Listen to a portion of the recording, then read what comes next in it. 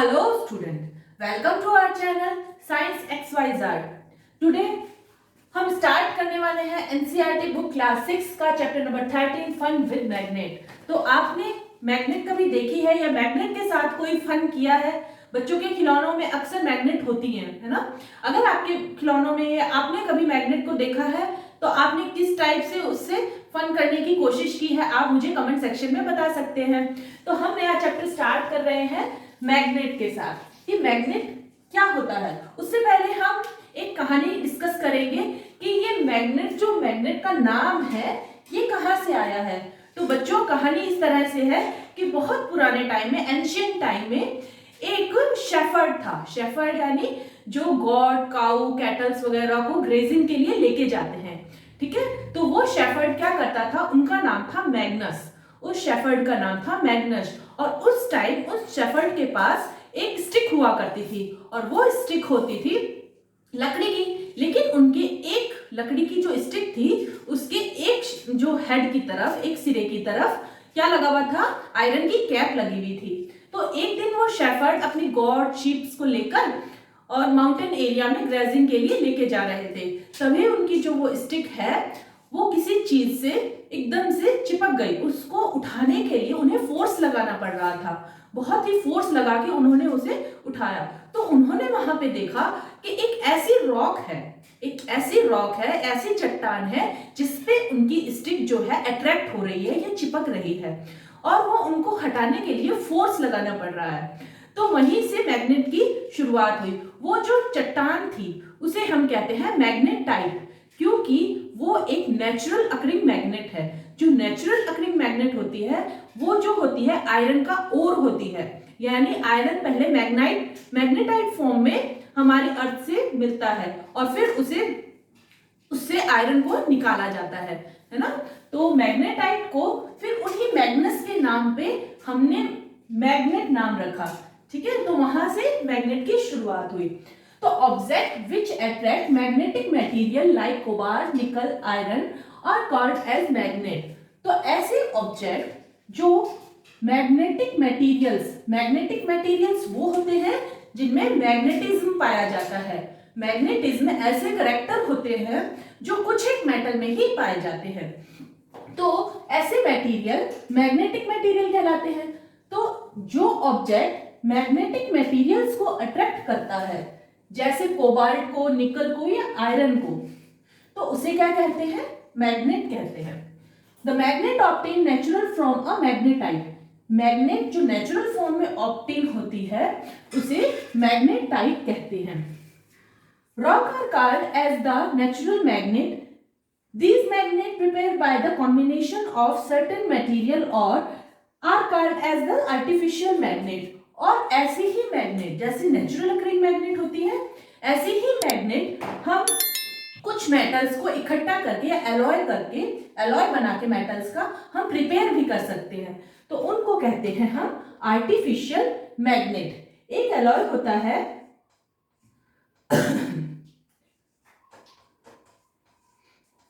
इस टाइप का, एल्निको एक एग्जांपल है जो कि आर्टिफिशियल मैग्नेट है।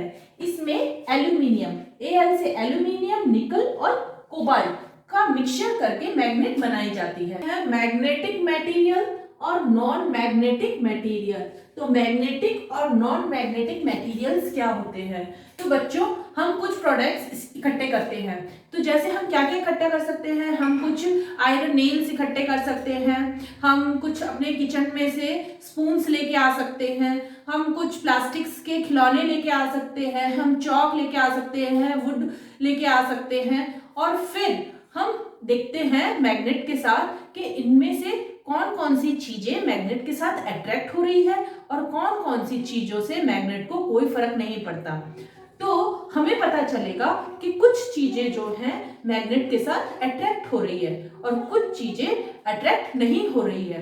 तो जो चीजें मैग्नेट के साथ अट्रैक्ट होती है वो होती है मैग्नेटिक मटेरियल्स, और जो चीजें मैग्नेट के साथ अट्रैक्ट नहीं होती है वो होती है नॉन मैग्नेटिक मटेरियल्स। तो इस तरह से आपको एक गेम मिल जाएगा घर पे और आपके मैग्नेट के साथ आप फन भी कर पाएंगे।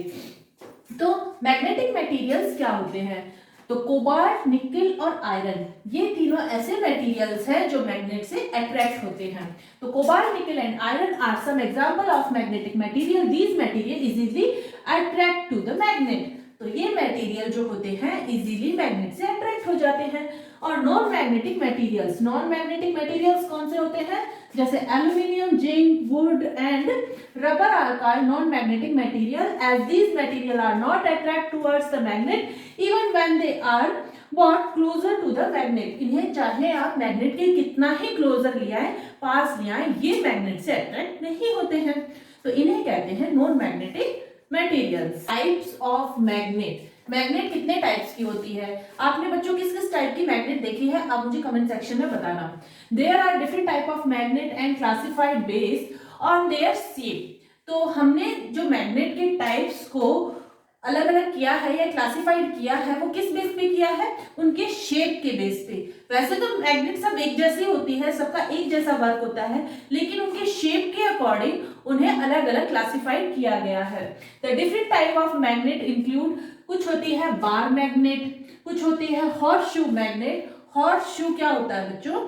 आपको पता है जो हॉर्स होता है उसके पैरों में चोट ना हो, क्योंकि उन्हें क्या करना पड़ता है, बहुत तेज दौड़ना पड़ता है, हार्ड सरफेस पे भी चलना पड़ता है। तो हॉर्स के जो पैर होते हैं, हार्ड वाले पैर, नीचे से जो हार्ड पार्ट होता है उसके नीचे आयरन का इस टाइप से एक शू बना दिया जाता है। इस टाइप से एक शू बना दिया जाता है और उसको उसके पैर के अंदर लगा दिया जाता है, इसी को कहते हैं हॉर्स शू। तो इस शेप की जो मैग्नेट होती है उसको कहते हैं horse shoe magnet. Cylindrical magnet, cylindrical magnet मतलब इस टाइप की मैग्नेट है बच्चों।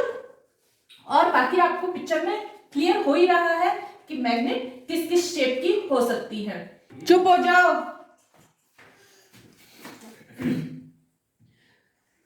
तो स्टूडेंट्स, नेक्स्ट टॉपिक है पोल्स ऑफ मैग्नेट्स। हमारे मैग्नेट्स के पोल्स। अब ये पोल्स ऑफ मैग्नेट क्या होता है? तो हर मैग्नेट में 2 पोल्स होते हैं, एक होता है नॉर्थ पोल और एक होता है साउथ पोल। ये हम एक एक्टिविटी के थ्रू समझ सकते हैं। जब भी हम किसी ये हम एक एक्टिविटी के थ्रू समझ सकते हैं। जब भी हम किसी मैग्नेट को हम रेत में उसको ऐसे ऐसे रब करेंगे तो रेत के अंदर या मिट्टी के अंदर जो भी मैग्नेटिक मटेरियल होगा, जो उसके जिसके अंदर मैग्नेटिज्म होगा, वो उस मैग्नेट के ऊपर चिपक जाएगा। तो आप गौर से अगर उसे देखेंगे, जैसा कि आपको पिक्चर में दिखाई दे रहा है, जो भी मटेरियल मैग्नेट के ऊपर चिपकेगा वो उसके दोनों पोल्स की तरफ चिपकेगा, बीच में से वो जो है कम चिपकेगा, क्योंकि जो पोल्स होते हैं वो ही मटेरियल को ज्यादा अट्रैक्ट करते हैं। मिडिल पार्ट में अट्रैक्शन इतना नहीं होता है। तो ये जो 2 पोल्स हैं साइड में, उन्हीं को कहते हैं नॉर्थ पोल और south pole. Every magnet is bipolar. हर मैग्नेट बाइपोलर होती है। बाई का मतलब होता है 2। बाई का क्या मतलब होता है? 2। पोलर मतलब 2 पोल्स होना, ठीक है। तो हर मैग्नेट में 2 पोल्स होते हैं। They have 2 poles at the extremities. उनके एक्सट्रीमिटीज पे 2 पोल्स प्रेजेंट होते हैं।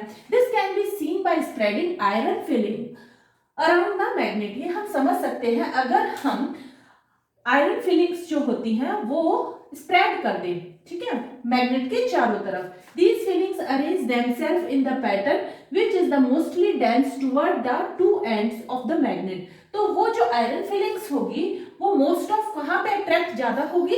2 पोल्स की तरफ अट्रैक्ट ज्यादा होगी। These poles are called north pole and south pole. यही दोनों पोल नॉर्थ पोल और साउथ पोल कहलाते हैं मैग्नेट के। The magnetic pole always exist in pair. Magnets के जो पोल होते हैं वो हमेशा पेयर में प्रेजेंट होते हैं। यानी कोई बार मैग्नेट है, ये एक बार मैग्नेट है, इसमें एक पोल होगा नॉर्थ पोल और एक पोल होगा साउथ पोल। तो अगर हम इसको यहां से ब्रेक भी कर दें, तो जैसे ये कि ब्रेक हो गया है, अगर इसको बीच में से ब्रेक कर दिया जाए तो अगेन ये जो छोटा पार्ट है इसके अंदर भी वापस से क्या बन जाएंगे? पोल्स बन जाएंगे। तो एक हो जाएगा नॉर्थ पोल और एक हो जाएगा साउथ पोल। तो मैग्नेट को हम चाहे कितने ही छोटे पार्ट में डिवाइड कर दें, उसके अंदर नॉर्थ पोल और साउथ पोल ऑटोमेटिक बन जाएगा।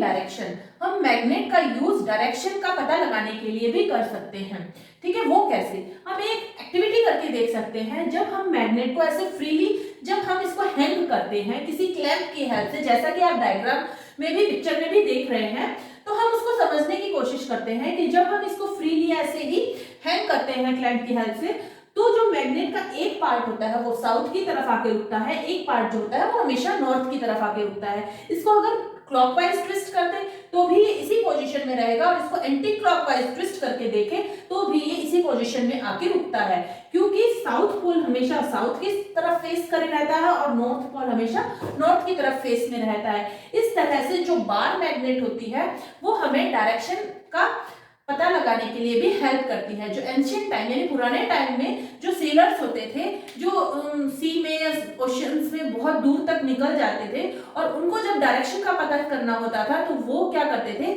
मैग्नेट की ही हेल्प लेते थे और उसी मैग्नेट की हेल्प से वो अपनी डायरेक्शन पता करके वापस लौट कर आते थे। तो ये ऐसा क्यों होता है, साउथ पोल साउथ की तरफ और नॉर्थ पोल नॉर्थ की तरफ क्यों रुकता है, ऐसा क्या होता है? ऐसा इसलिए होता है बच्चों, क्योंकि जो हमारी अर्थ होती है, जो हमारा पूरा अर्थ होता है वो एक ह्यूज बार मैग्नेट है। जैसे मान लीजिए, अज्यूम कीजिए ये हमारा अर्थ है, ठीक है, अर्थ का ये हो गया साउथ पोल, ये हो गया नॉर्थ पोल, तो अर्थ भी एक ह्यूज मैग्नेटिक फील्ड होता है अर्थ का भी, और ये एक ह्यूज बार मैग्नेट की तरह बिहेव करती है, ये एक बार मैग्नेट की तरह बिहेव करती है। ये इसका नॉर्थ साइड और ये इसका साउथ साइड। जब भी हम कोई मैग्नेट हैंग करते हैं तो ये इसी डायरेक्शन में फेस होता है, नॉर्थ साइड नॉर्थ डायरेक्शन में और साउथ साइड हमारे जियोग्राफिकल साउथ डायरेक्शन में फेस्ड होता है। तो इसके कारण अर्थ के चारों ओर एक मैग्नेटिक फील्ड इस टाइप से जनरेट होता है ना। तो ये अर्थ एक ह्यूज बार मैग्नेट की तरह बिहेव करती है, इसी कारण नॉर्थ पोल नॉर्थ की तरफ और साउथ पोल साउथ की तरफ ही फेस रहता है। The ancient time, the primary use of magnet was the find direction. Ancient time में जो मैग्नेट का प्राइमरी यूज था, यानी मुख्य जो उसका कार्य था, फंक्शन था, वो क्या था, डायरेक्शन का पता लगाना।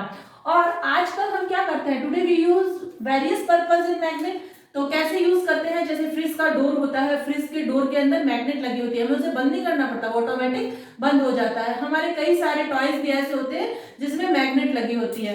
तो आजकल हम बहुत जगह मैग्नेट का यूज करने लगे हैं, लेकिन पुराने टाइम में सिर्फ मैग्नेट का यूज डायरेक्शन फाइंड करने के लिए किया जाता था। As a instrument with the magnet that is used to find direction is called magnetic compass. ऐसा इंस्ट्रूमेंट जिसमें मैग्नेट लगी होती है और वो डायरेक्शन फाइंड करने की है, दिशा बताने के काम आता है, उसे कहते हैं magnetic compass. It has a smaller magnetic needle at the centre. इसके अंदर एक स्मॉल मैग्नेटिक नीडल होती है सेंटर के अंदर, ठीक है, ये एक मैग्नेटिक नीडल है। साउथ साइड साउथ की तरफ फेस करेगा इस नीडल का, नॉर्थ साइड नॉर्थ की तरफ फेस करेगा।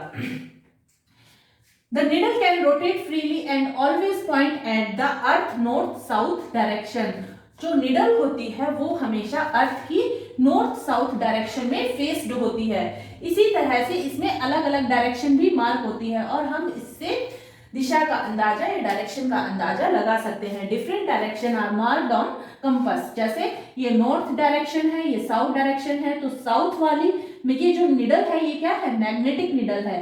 इसका साउथ फेस साउथ की तरफ और नॉर्थ फेस नॉर्थ की तरफ रहेगा अर्थ के, और ये वेस्ट और ईस्ट भी यहाँ पे मार्क है। जब भी हम इस कंपास को लेके निकलेंगे हमें अपनी डायरेक्शन का अनुमान लगाने में हेल्प मिलेगी। अट्रैक्शन एंड रिपल्शन, तो ये एक लॉ के जैसा है, इसको तो आपको लर्न ही करना है।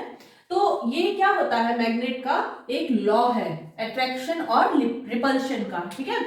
तो opposite poles of two magnet attract each other whereas similar pole repel one another। इसका मतलब ये हुआ कि जो अपोजिट पोल होते हैं, यानी जैसे ये साउथ पोल है और ये नॉर्थ पोल है, ये अपोजिट पोल है, ठीक है, ये दोनों आपस में क्या करेंगे, अट्रैक्ट करेंगे। यानी कोई बार मैग्नेट रखा है, उसके पास आप दूसरा बार मैग्नेट लाते हो और उस बार मैग्नेट का साउथ पोल नॉर्थ पोल की तरफ फेस करता है, तो ये दोनों आपस में अट्रैक्ट होंगे।